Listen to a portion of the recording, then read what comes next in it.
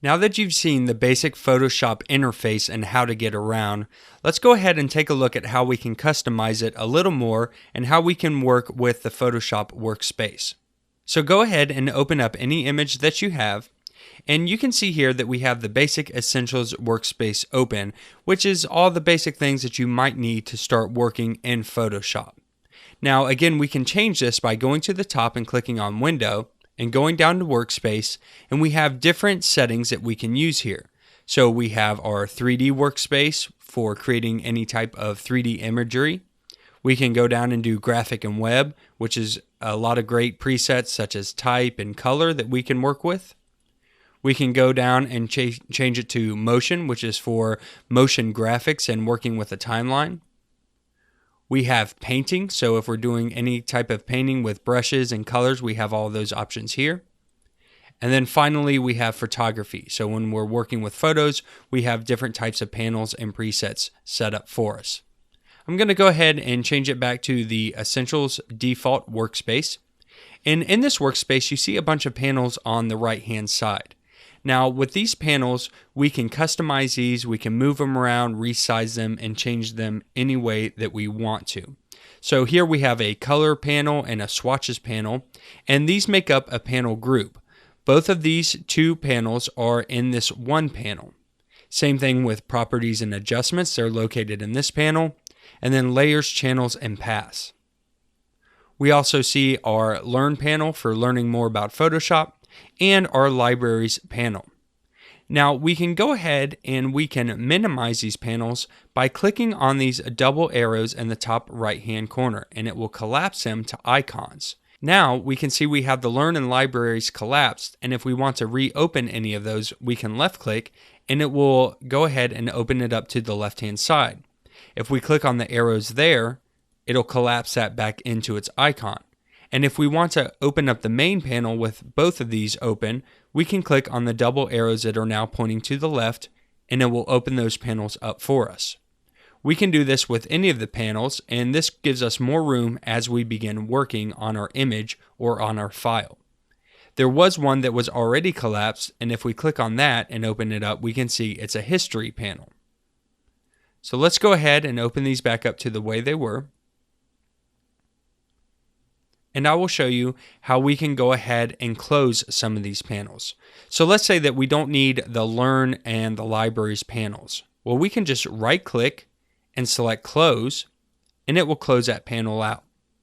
If you right click and select Close Tab Group, it's actually going to close both of these together.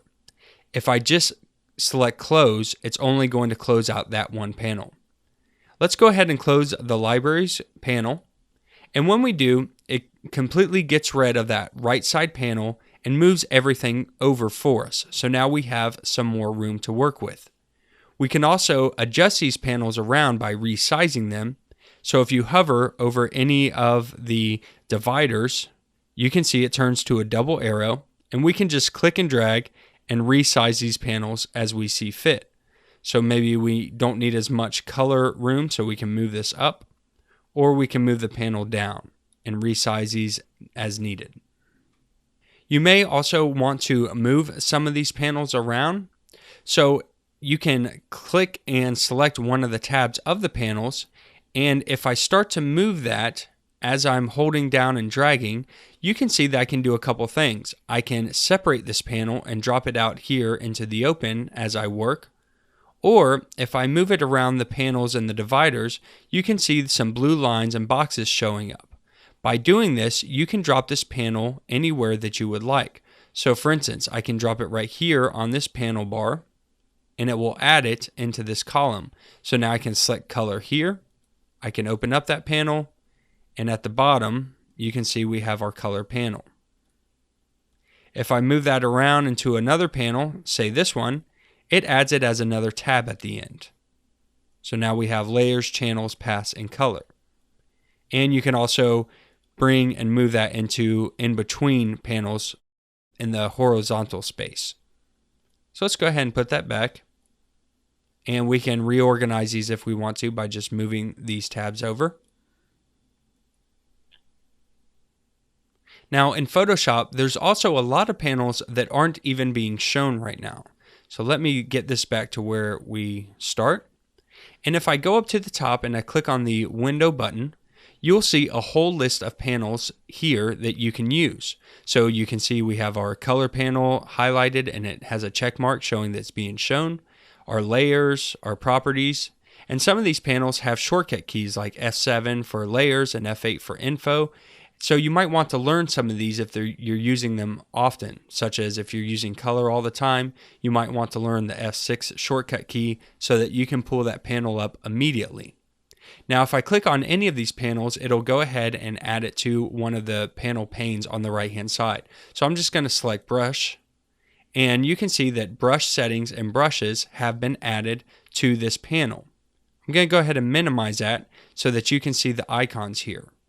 And we'll go ahead and click on the double arrows, and now you can see that we have the brush and brush settings at the bottom. So if I go ahead and resize this, we have all of our brushes and our brush settings as a panel group to work with.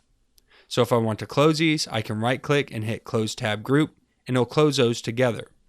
Again, I can go to window and select any of these other panels that I would like to open. So if I click on paragraph, it'll drop that in here, and then I can always click and move that panel around. I can even put it out and let it float by itself if I want to just work on it right here, and then click the exit button when I'm done with it. So you can go through and you can reorganize all of these panels as you see fit. You can resize any of these windows and move them around. And then once you have them set up how you want, you can save this as a workspace, as your personal workspace, so that you can access it later on and have just the panels and features that you want inside Photoshop. Now to do that, we just go back up to Window, we go to Workspace, and we can do New Workspace. This will allow us to create a new workspace, give it a name, and then it'll add it here, and later on when we select that, it'll have that saved workspace. If at any point we don't like it, we can delete that workspace, and if we really get lost, we can always click on Reset Essentials, and it'll bring everything back to the way it looks when you first start Photoshop. So keep in mind that this also works for other panels such as the toolbar, so I can left click and drag the toolbar out of there, and I might want to move it to the right hand side of the screen and work this way, and that allows me to do that. So you can adjust these panels and the workspace any way that you see fit, and then save that out, and then once you begin working you might find better methods of moving panels around, and you can save out those workspaces to make your workflow go a little smoother.